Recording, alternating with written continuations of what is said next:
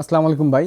আজকে আপনাদের সাথে কথা বলতে আসছি। আপনারা কিছু মানুষ আমাকে জিজ্ঞেস করছেন যে ইশতিয়াক শুভ ভাই যে কন্টেন্ট ক্রিয়েটার বাংলাদেশের, মানে আসলে ওনার যে ভিসা যে বাতিল হয়েছে জাপানে, এটা দেখার পর আসলে আমার নিজেরও অনেক খারাপ লাগছে।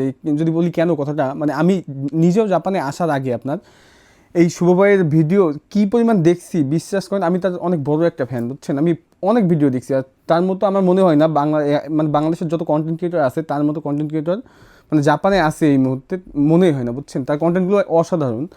আমি বলতে চাই যে শুধু ওনার না, ইভেন আপনার এখন মানে রিসেন্ট যে জাপানে আপনার হিউজ পরিমাণ ভিসা বাতিল হইতেছে, হিউজ পরিমাণ।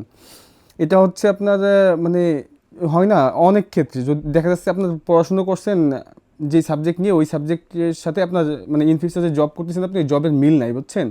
এটা হচ্ছে সব থেকে মেইন পয়েন্ট, যেটা এখন জাপানে সব থেকে বেশি হইতেছে। যদি আপনার পড়াশোনার সাথে আপনার জবের মিল না থাকে, সেক্ষেত্রে আপনার জাপানের ভিসাটা বাতিল করে, মানে 1 মাসের ভিসা দিয়ে আপনাকে জুনবি ভিসা বলে ওইটাকে, 1 মাসের ভিসা দিয়ে আপনাকে দেশে পাঠিয়ে দেওয়া হচ্ছে। শুধু এইটা না, অনেকের আছে আপনার ওভারওয়ার্কিংয়ের জন্য এখন ভিসা হচ্ছে। মানে কি ভাই, এখনকার মানে যেই সরকারের যে নিয়মটা, এটা আসলে মানে একটা হয় না যে একটা খুদ পাইলেই হয়ে যাইতেছে, বুঝছেন। এখন দেশে পাঠানোর জন্য এমন আহামরি বড় খুব একটা যে ইস্যু লাগতেছে এমন না, বুঝছেন। অনেক হিউজ পরিমাণ পোলাপান, বাংলাদেশে বলেন আপনি অন্য অন্য দেশে বলেন, হিউজ পরিমাণে পোলাপান এখন জাপানে আপনার ভিসা বাতিল হইতেছে। এক্ষেত্রে আসলে শুভ ভাইয়ের যে বিষয়টা আমার আসলেই অনেক খারাপ লাগছে, কারণ তার কন্টেন্টটা ভালো লাগে না এমন কেউ মনে হয় নেই। যে যারা আছে যে তার কন্টেন্ট দেখছে, যারা তাকে চিনে, তার কন্টেন্ট ভালো লাগে না এমন কেউ নেই। আসলে তার ভিসাটা বাতিল হওয়ার পরে আমারও খারাপ লাগছে।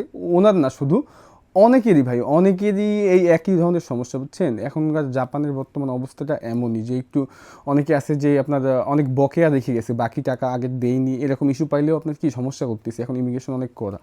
ঠিক আছে ভাই, আল্লাহ হাফেজ।